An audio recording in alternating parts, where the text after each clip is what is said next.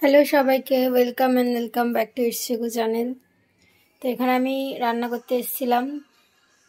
এবার ও খুব দুষ্টুমি করছিল, তাই জন্য ওকে এখানে আমি তুলে দিয়েছি যাতে দুষ্টুমি না করে।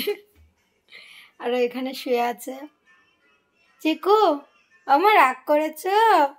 ও খুব দুষ্টুমি করছিল, সবাই রেগে যাচ্ছিল ওর উপর, তাই জন্য ওকে আমি এখানে তুলে দিয়েছি। আমার রাগ করেছ? আমার রাগ হয়ে গেছে? ওলে বাবালে,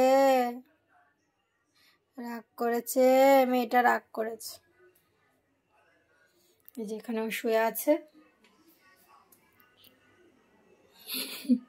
আমি রান্না করবো আর ওইখানে শুয়ে থাকবে ততক্ষণ যতক্ষণ ও দুষ্টুমি বন্ধ হবে। তাই তো? তাই তো ও চিকু, তাই তো বলো?